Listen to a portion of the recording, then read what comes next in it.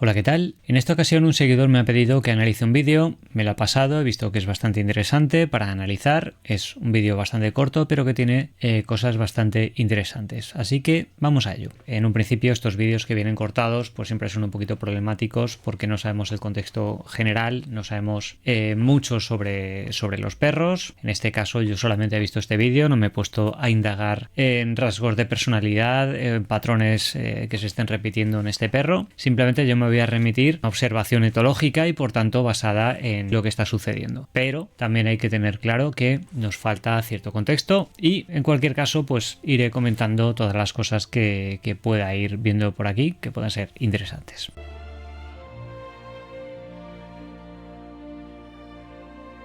Quieto.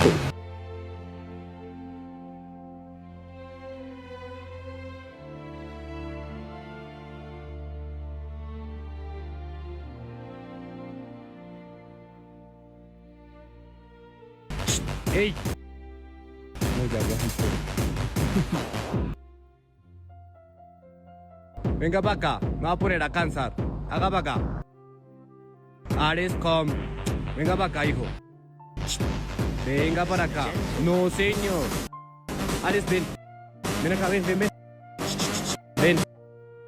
Ares, no. ¿Qué no? Vamos. No sea cansón. Tome el palito. Me voy a poner a pelear. Hágase para este lado. Venga para acá. No se ponga a pelear. Venga para acá. Muy bien. Venga para acá. Arriba. Arriba.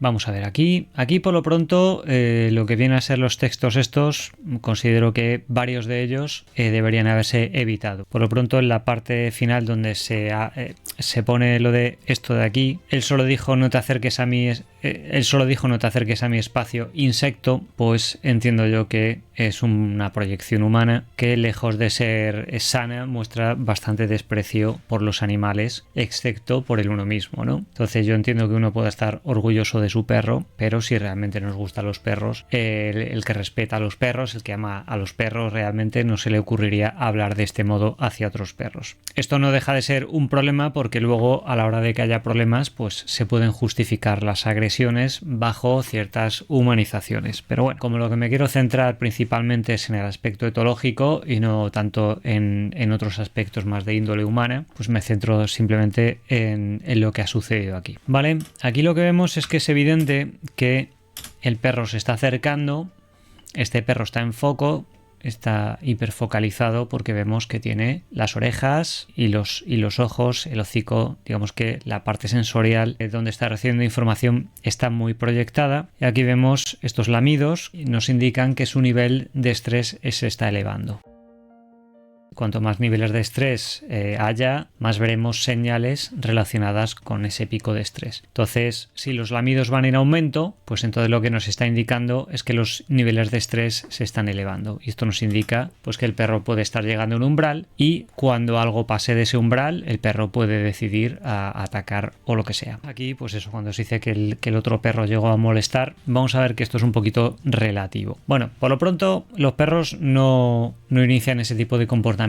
Los perros no buscan picar a otros como las personas, no buscan esa especie de venga, voy a generar cierta molestia. Los perros no tienen ese tipo de premeditación ni ese tipo de comportamiento retorcido. Entonces dar por hecho que el otro simplemente ha venido a molestar, pues es una humanización. Ya lo de que la otra persona se supone que soltó a su perro a propósito, como pone aquí, pues eso ya entra dentro de lo mismo que sea verdad o que lo mismo estemos sobrepensando, lo que lo mismo la otra persona entiende que si suelta a su perro no pasa nada porque es un perro con bastante tolerancia o prosocial y que admite prácticamente cualquier tipo de pareja o lo que sea. En ese caso no lo sabemos porque no conocemos el contexto. Entonces este tipo de cosas pues yo la cogería con pinzas porque como no he estado ahí pues puedo entender que lo mismo la persona pues ha interpretado que ha sido a propósito y lo mismo luego resulta que no o lo mismo resulta que sí ha sido a propósito. En cualquier caso habría que plantearse por qué uno se supone que soltaría al perro a propósito, ¿no? Es decir,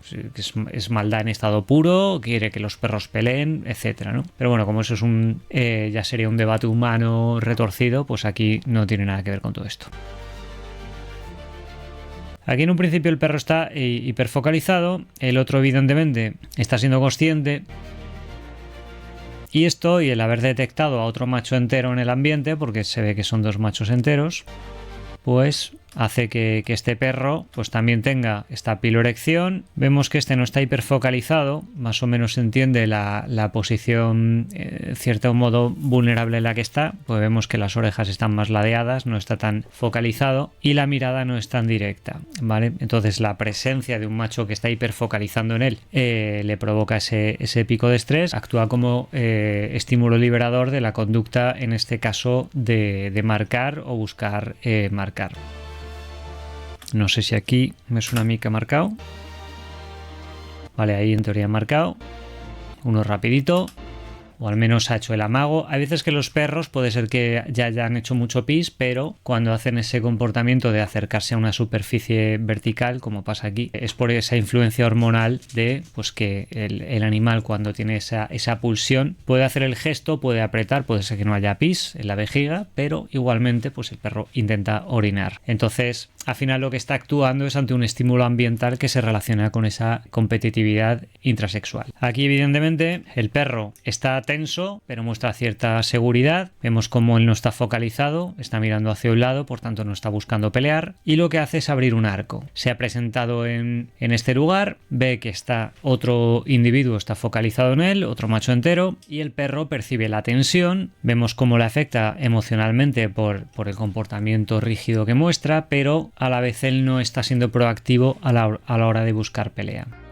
Entonces vemos como él no está focalizado, por tanto está evadiendo la pelea, y aquí está haciendo un arco bastante grande para evitar el conflicto, que es, digamos, que una cosa la más importante que ocurre aquí, porque si el perro no quiere buscar pelea, pues simplemente lo que está haciendo es evitar la comunicación, evitar la focalización con ojos y orejas y abrir espacio en lo que sería para evitar ese comportamiento territorial por parte del otro perro que está observándole, y para no introducirse en esta especie de territorio en el que está un poquito reclamado por esa mirada intensa del perro que ahora mismo está posicionado, pues abre espacio, y de este modo tendría que ser una señal de apaciguamiento, porque serviría para rebajar los niveles de tensión. Si el perro hubiese venido directamente, es donde pues podría haber provocado una tensión rápidamente, que podría haber acabado, por ejemplo, en una pelea o algo parecido, en una agresión de tipo territorial. Aquí la boca entreabierta podría estar mostrando un jadeo por el trabajo previo que está haciendo el perro, más que el perro esté realmente relajado, aunque en un principio no parece demasiado tenso en este fragmento, porque si está muy tenso, pues la boca tiende más a cerrarse, aunque el perro tenga calor. ¿Vale? Pero aquí vemos el gesto, cómo se empieza a tensar ese gesto, cómo se cierra levemente, y entonces aquí es donde decide ya moverse para allá. Entonces aquí ya vemos cómo va en acecho totalmente, digamos que le tiene ya proyectado al otro perro, vemos cómo se empieza a producir ya una piloerección y la hiperfocalización y el acercamiento en línea recta, que son pues todos señales de un peligro inminente para el otro perro. Entonces vemos cómo se va cada vez tensando más, vemos cómo la piloerección es mucho más intensa. Esto quiere decir que por influencia de la noradrenalina, ese músculo piloerector pues está tirando del pelo, por tanto nos está indicando esa influencia fisiológica, más la tensión del cuerpo.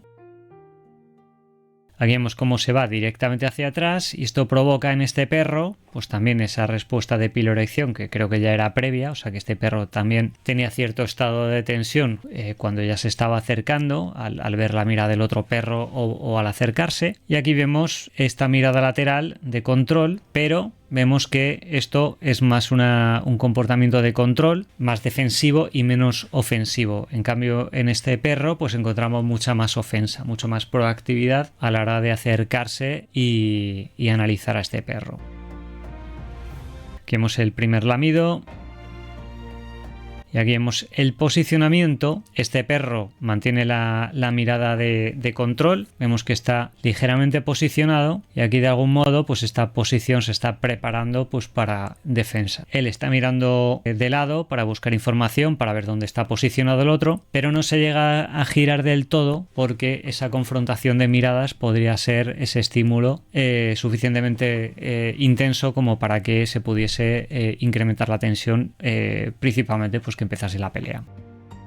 Entonces toda esta tensión que acaba de generar este perro al acercarse, pues hace que el perro que está posicionado quede mucho más congelado, o sea que no se mueva absolutamente nada.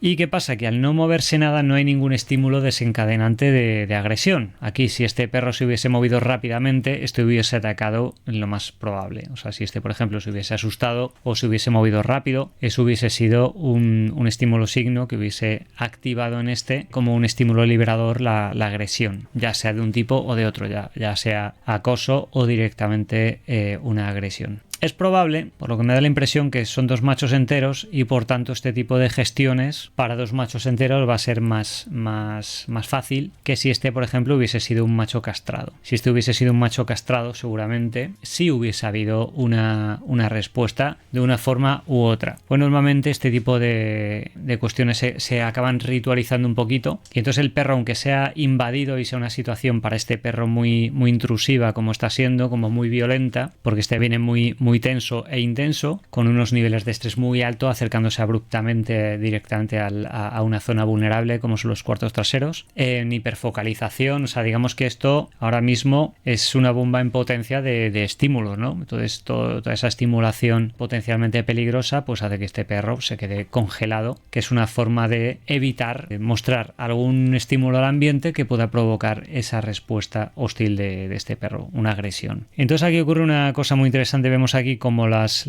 lamidos se empiezan a aparecer más intensamente, como se nota la boca cómo se cierra con fuerza a veces, y vemos esta vibración de aquí, lo que nos indica un estado de tensión muy alta. ¿Vale? Vemos esta pequeña vibración. Aquí vemos los lamidos constantes, lo que nos indica que el perro está muy estresado. Vemos también cómo se queda congelada la posición. Y vemos aquí cómo empieza el perro a hacer ciertas exhibiciones con un posicionamiento totalmente rígido, lo que hace que tenga esta posición totalmente desnaturalizada, ¿no? Es decir, el perro está tan tenso que prácticamente le cuesta moverse. Vale, aquí vemos cómo en esta posición evita la mirada. Vemos cómo se va lamiendo y cómo se siente como inducido a buscar este conflicto con el otro perro, mostrando comportamientos de exhibición. Este tipo de comportamientos suelen estar bastante influidos por las hormonas. Vale, entonces vemos esa búsqueda de cortar el paso. En el momento en el que le presiona lo suficiente, este perro aprovecha cuando le está presionando por este lado para venirse hacia este lado, liberando esa cercanía, esa tensión. Y aquí vemos que el perro ya se posiciona en una posición más defensiva. Vamos a verlo de nuevo. Entonces vemos aquí cómo le corta el paso y cómo al cortarle el paso, al venirse para acá, se abre esta parte de aquí y es donde este aprovecha y hace el giro. Vale, vemos ahí cómo evita el contacto con el hocico. Se viene para acá y se vuelve a posicionar en posición defensiva, o sea, posicionándose de una forma más influida por las hormonas en el aspecto en el que es más exhibitorio, mientras que una posición más defensiva precisamente lo que busca es posicionar la cabeza hacia la dirección y el cuerpo lo más alejado posible. Entonces, en las exhibiciones de este tipo de combates, normalmente en las agresiones intrasexuales, entonces entre machos o entre hembras, es donde se producen más esos comportamientos de exhibición lateral, pero sobre todo se suele ver mucho más en machos. Aquí permanece en esa posición, vemos aquí la dureza de la mirada y del hocico, por tanto está muy tenso este perro, está con una piloerección también bastante clara, bien posicionado, y aquí es donde llega también una cosa curiosísima, que es que este perro está tan tenso que parece que está un poquito casi en una posición extraña, es decir, el perro está tan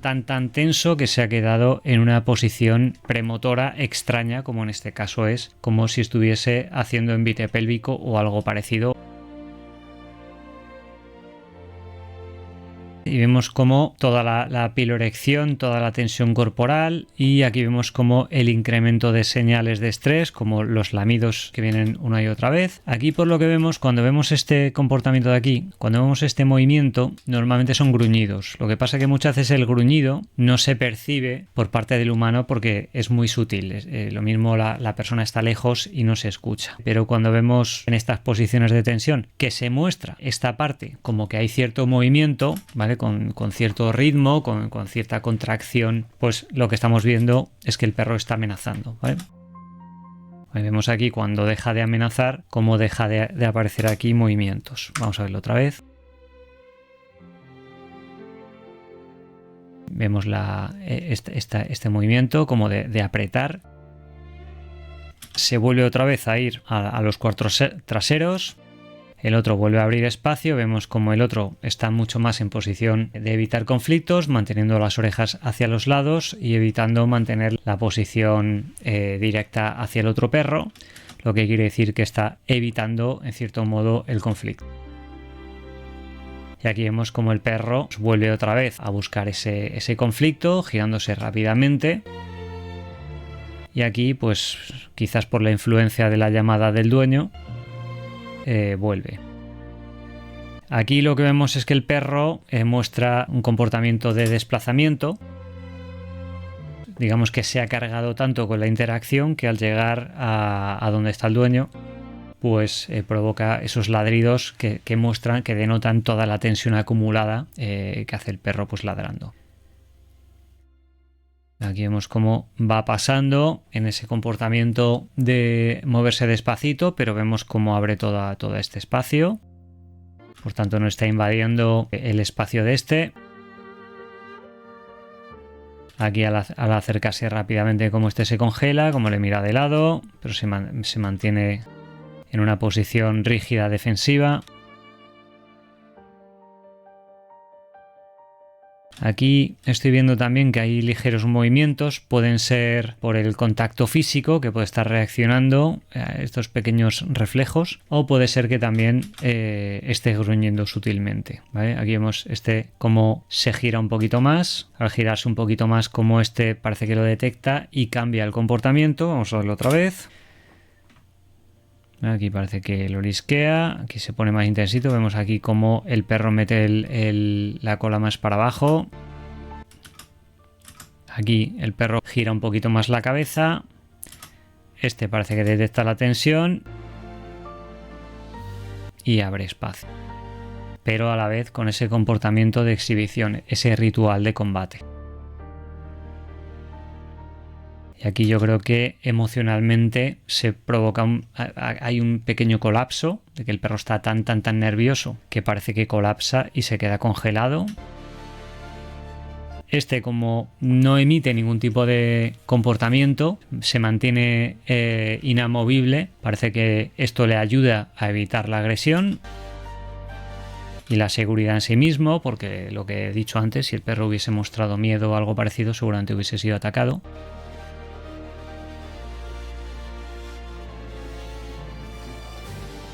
Vale, aquí abre espacio, hacer un poquito el amago de volver,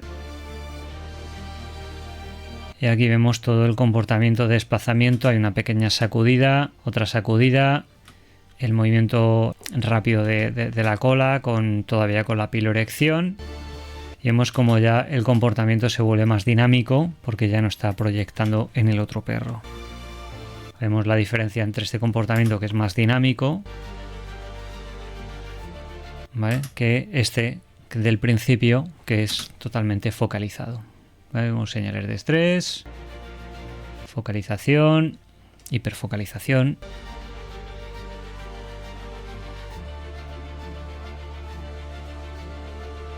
Vemos cómo abre espacio al notar la tensión, mira de reojo controlando la situación, evitando meterse en un conflicto. Pero aquí se va para allá a buscar el conflicto, se congela, muestra comportamientos de estoy dispuesto a defenderme. Dárselo más despacito. Perro sube.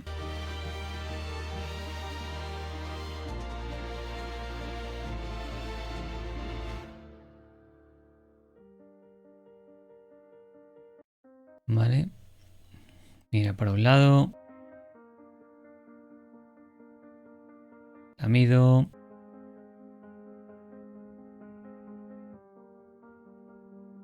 Otro lamido. Otro lamido. La vibración de la tensión, otro lamido. Este, en cambio, otro lamido. Este no llega a lamerse en ningún momento. Parece que tienen los niveles de tensión más controlado, aunque aquí hay piloerección. Otro lamido. Aquí vemos cómo le mira con mucha dureza, como controlando que... Vemos aquí cómo le va siguiendo, como controlando el que si tiene que atacar, pues estará dispuesto a defenderse. ¿Vale? Vemos ahí que sigue habiendo más lamidos. Vale, aquí vemos el gesto del pecho, la vibración del pecho, toda la tensión del cuerpo, toda esta rigidez. Aquí probablemente lo que está haciendo... Está gruñendo y está muy tenso. Vemos también el movimiento sutil de la boca, cómo traga saliva, los lamidos. Esto es un poquito como el colmo de la tensión. ¿Vale? Gruñido, más lamidos, otro lamido, más lamidos, otro lamido y otro lamido.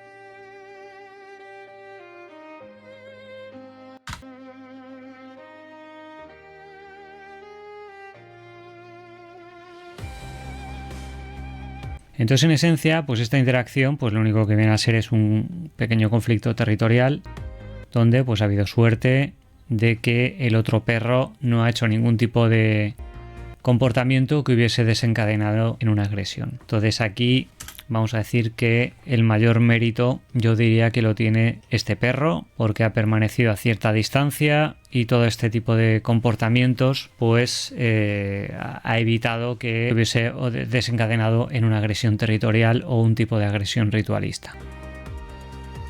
Entonces aquí pues eso, digamos que este perro ha tenido bastante paciencia a la hora de aguantar todo este tipo de señales. Y en cierto modo, pues claro, se ha acercado a esta zona donde había otro perro, pero en un principio, en vez de escalar la tensión, también es cierto que el perro ha abierto espacio, entonces ha hecho un gran arco para evitar precisamente el conflicto territorial, pero si ha estado lo suficientemente cerca, pues eso ha ocasionado pues que al final se haya creado el conflicto.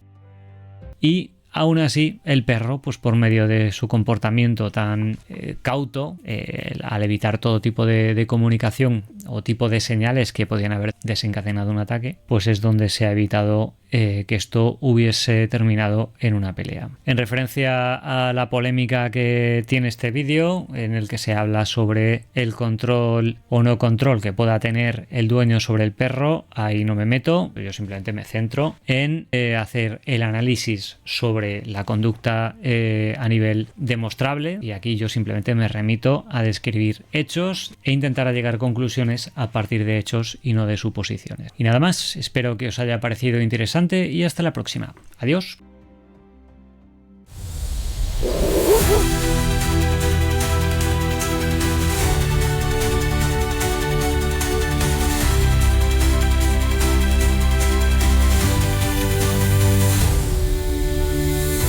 Si tu perro tiene problemas de comportamiento, puedes concertar cita previa en el correo etologiacanina eduardorodriguez@gmail.com.